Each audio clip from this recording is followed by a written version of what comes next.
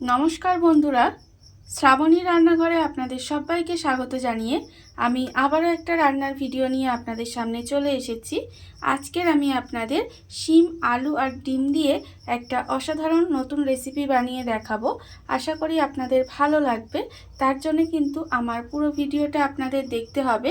আর দেখা শুরু করার আগে একটা লাইক দেবেন আর সুন্দর একটা কমেন্ট করতে কিন্তু ভুলবেন না। তাহলে চলুন আজকের আমি কি রান্না করি সেটা আপনারা একবার দেখে নিন। রান্নাটা করার জন্য প্রথমে আমি এখানে দেখুন গ্যাসটা অন করে একটা কড়া বসিয়ে দিয়েছি। আর কড়াই দিয়েছি আমি এখানে প্রায় 3 থেকে 4 চামচের মতো সর্ষের তেল। তেলটা আমার এখানে বেশ ভালোভাবে গরম হয়ে গেছে। প্রথমে আমি তেলের মধ্যে দিয়ে দেব দেখুন অল্প সামান্য একটু কালো জিরে আমি রেখেছি, সেই কালো জিরেটা আমি তেলের মধ্যে ফোড়ন দিলাম। তেলের মধ্যে কালো জিরেটা দিয়ে একটু হালকা করে ভেজে নেব। এবারে আমি এখানে দেখুন দুটো একদম ছোট ছোট সাইজের আলু একদম কিন্তু সরু সরু করে কেটে রেখেছি, সেই আলুটা এখানে দিয়ে দিলাম।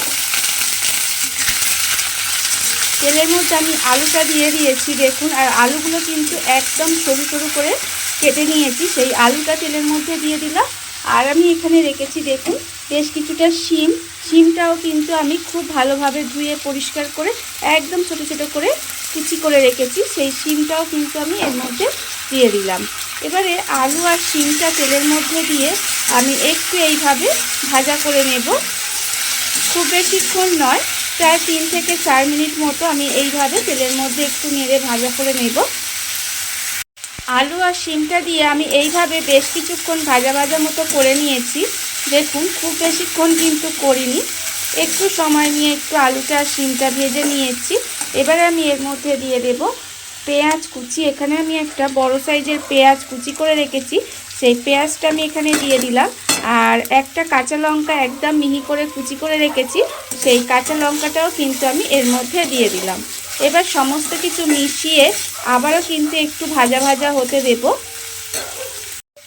পেঁয়াজটা দিয়ে কিন্তু আমি এখানে প্রায় 2 মিনিট মতো একটু ভাজা ভাজা করে নিয়েছি দেখুন।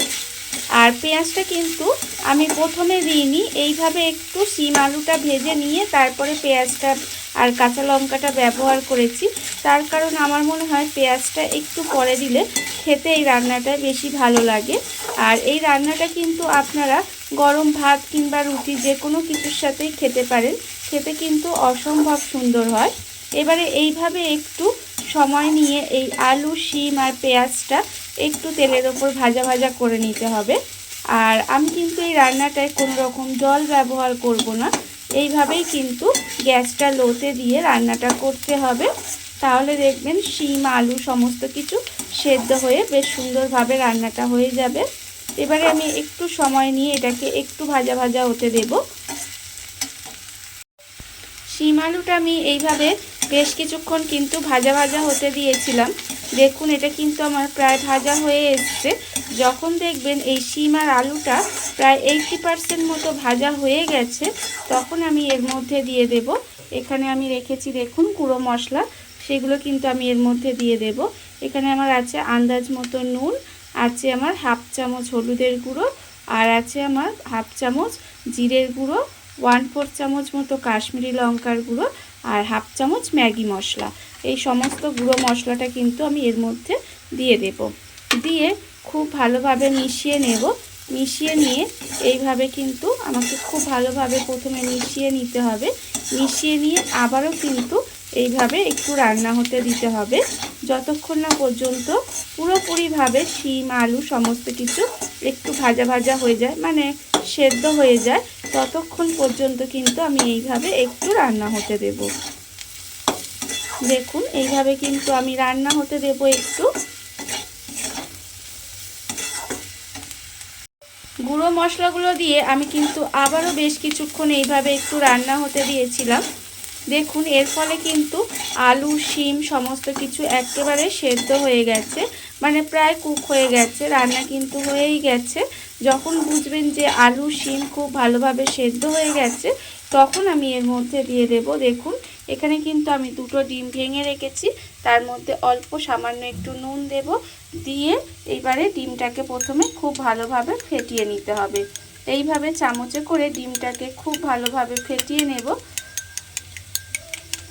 ফেটিয়ে নিয়ে তারপরে কিন্তু এইটা এই যে শিম, আলু আর এখানে পেঁয়াজ, কাঁচা লঙ্কা সমস্ত মশলা দিয়ে এটা যে ভাজা ভাজা মতো করে রেখেছি, তার মধ্যে কিন্তু এই যে ফ্যাটানো ডিমটা আছে সেটা আমি এর মধ্যে দিয়ে দেব। সমস্ত ফ্যাটানো ডিমটা আমি এর মধ্যে দিয়ে দিলাম। দিয়ে এবারে এইভাবে কিন্তু রান্না করে নেব। দেখবেন কিছুক্ষণ রান্না করার পরে ডিমটা কিন্তু বেশ সুন্দরভাবে ভুজিয়ার মতো হয়ে ভাজা ভাজা হয়ে যাবে।